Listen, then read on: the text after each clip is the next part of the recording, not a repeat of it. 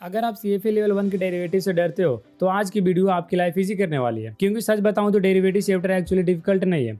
Problem बस ये है कि लोग इसे कॉम्प्लिकेटेड तरीके से पढ़ते हैं। इस वीडियो में मैं आपको डेरिवेटिव्स का पूरा चैप्टर एक सिंपल माइंड मैप के साथ समझाऊंगा, फिर फॉरवर्ड, फ्यूचर, ऑप्शन और स्वैप्स को रियल एग्जांपल के साथ एक्सप्लेन करूंगा। और सबसे इंपॉर्टेंट, मैं आपको पे ऑफ डायग्राम का एक सुपर इजी ट्रिक सिखाऊंगा जिससे आप एग्जाम में बिना रटे डायग्राम्स बना पाओगे। तो अगर आप CFA लेवल 1 या फिर फाइनेंस स्टूडेंट या फिर स्टॉक मार्केट लर्नर हो तो ये वीडियो एंड तक जरूर देखना। इस वीडियो को देखने के बाद आपका डेरिवेटिव्स आपका खत्म नहीं हो जाएगा, बस ये एक ओवरव्यू है। तो चलिए शुरू करते हैं। सबसे पहले समझते हैं कि डेरिवेटिव्स एक्चुअली होते क्या है। डेरिवेटिव एक फाइनेंशियल इंस्ट्रूमेंट है जिसका वैल्यू किसी और एसिड से डिराइव होता है। इसका मतलब है कि डेरिवेटिव्स की प्राइस डायरेक्टली किसी अंडरलाइंग एसिड पर डिपेंड करती है। अंडरलाइंग एसिड क्या हो सकता है? अंडरलाइंग एसिड हो सकता है स्टॉक, बॉन्ड्स, कमोडिटी जैसे गोल्ड और ऑयल, और करेंसी और इंटरेस्ट रेट। ये स्टॉक मार्केट का इंडेक्स है। एग्जाम्पल समझे, अगर गोल्ड का प्राइस बढ़ता है तो गोल्ड का फ्यूचर कॉन्ट्रैक्ट्स भी बढ़ रही है, इसलिए इसे डेरिवेटिव्स कहते हैं, क्योंकि इसकी वैल्यू किसी और एसिड से डिराइव होती है। अब पॉइंट 2 की बात करें तो डेरिवेटिव का यूज क्यों होता है? फाइनेंस वर्ल्ड में डेरिवेटिव्स मेनली 3 पर्पस के लिए यूज किए जाते हैं। पहला है हेजिंग। हेजिंग का मतलब होता है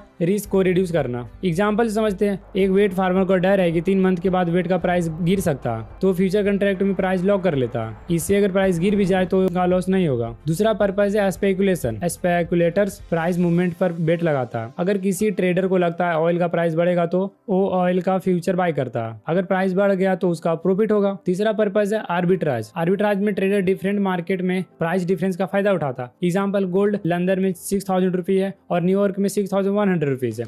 ट्रेडर चीप मार्केट में बाय करेगा और एक्सपेंसिव मार्केट में सेल करेगा, और इसे ही कहते हैं आर्बिट्राज ट्रेडिंग। अब पॉइंट 3 की बात करें तो type of derivatives. CFA level 1 में मेनली 4 डेरिवेटिव्स होते हैं। First forward, second future, third option, fourth swaps. इसको याद रखना सिंपल ट्रिक है, FFOS, forward, future, option, swaps. Fourth point है फॉरवर्ड कॉन्ट्रैक्ट। फॉरवर्ड कॉन्ट्रैक्ट एक कस्टमाइज एग्रीमेंट होता है जिसमें 2 पार्टीज फ्यूचर में एक फिक्स प्राइस पर एसिड बाय और सेल करने का एग्रीमेंट करती है। ये कॉन्ट्रैक्ट एक्सचेंज पर ट्रेड नहीं होते हैं, इन्हें OTC यानी ओवर द काउंटर मार्केट में ट्रेड किया जाता है। फॉरवर्ड कॉन्ट्रैक्ट्स के मेन कैरेक्टर्स हैं customise term, private agreement, counter party risk high, settlement maturity पर होता है। अब एग्जाम्पल समझते हैं, A और B डिसाइड करता है कि 3 मंथ बाद एक स्टॉक 100 रुपये में ट्रेड होगा, चाहे मार्केट प्राइस उस टाइम 120 हो या 80। अब बात करते हैं पॉइंट 5 की, future contract. Future contract forward जैसे ही होते हैं, लेकिन एक इंपॉर्टेंट डिफरेंस के साथ। फ्यूचर एक्सचेंज पर ट्रेड होते हैं। इसका मतलब है कॉन्ट्रैक्ट स्टैंडर्डाइज होते हैं, डेली सेटलमेंट होता है, काउंटर पार्टी रिस्क लो होता है।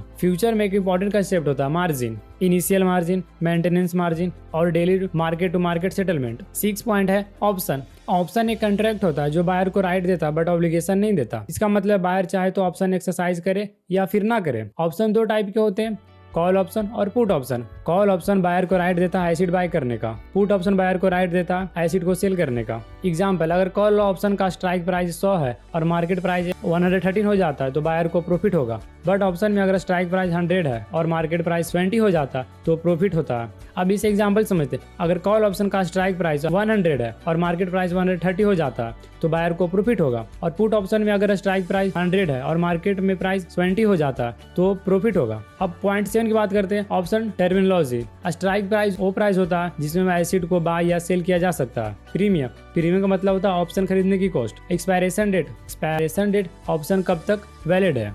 अब पॉइंट 8 की बात करते हैं, पे ऑफ डायग्राम्स की। अब आता है सबसे इंपॉर्टेंट पार्ट जो एग्जाम में बहुत आता है, पे ऑफ डायग्राम्स। डायग्राम्स में हॉरिजॉन्टली एक्सिस पर एसिड प्राइस होता है और वर्टिकल एक्सिस पर प्रॉफिट या लॉस। अब एक सिंपल लॉजिक याद रखो, लॉन्ग फ्यूचर में प्रॉफिट तब बनता है जब प्राइस बढ़ता है। लॉन्ग फ्यूचर में प्रॉफिट तब होता है जब प्राइस बढ़ता है, इसलिए लाइन अपवर्ड होती है। शॉर्ट फ्यूचर में प्रॉफिट तब होता है जब प्राइस गिरता है, इसलिए लाइन डाउनवर्ड होती है। लॉन्ग पुट में प्रॉफिट तब होता है जब प्राइस स्ट्राइक से नीचे जाता है, इसलिए मिरर हॉकी स्टिक से बनती है। एग्जाम में अगर डायग्राम याद नहीं आए तो बस ये लॉजिक याद रखो, call profit when goes up, put profit when price go down. अब पॉइंट 9 की बात करते हैं, स्वैप्स। स्वैप्स एक कॉन्ट्रैक्ट होता है जिसमें 2 पार्टीज कैश फ्लो एक्सचेंज करती है। सबसे कॉमन एग्जांपल है इंटरेस्ट रेट स्वैप है। एग्जांपल समझते हैं, कंपनी ए फिक्स्ड इंटरेस्ट पे करती है, कंपनी बी फ्लोटिंग इंटरेस्ट पे करती है। दोनों अपनी इंटरेस्ट पेमेंट एक्सचेंज कर लेते हैं। इससे कंपनी अपने इंटरेस्ट रिस्क को मैनेज कर सकती है। अब फाइनल समरी की बात करें तो आज हमने डेरिवेटिव्स का पूरा चैप्टर कवर किया। डेरिवेटिव्स की डिफिनेशन, डेरिवेटिव्स का use, main types, forward, future, option, swaps और एग्जाम के लिए इंपॉर्टेंट पे ऑफ डायग्राम्स भी।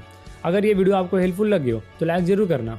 अगर आप CFA लेवल 1 की प्रिपरेशन कर रहे हो तो चैनल को सब्सक्राइब कर लेना। क्योंकि यहाँ फाइनेंस और CFA के कंसेप्ट सिंपल लैंग्वेज में एक्सप्लेन किए जाते हैं। नेक्स्ट वीडियो में हम ऑप्शन के न्यूमेरिकल क्वेश्चन और एग्जाम ट्रिक्स कवर करेंगे।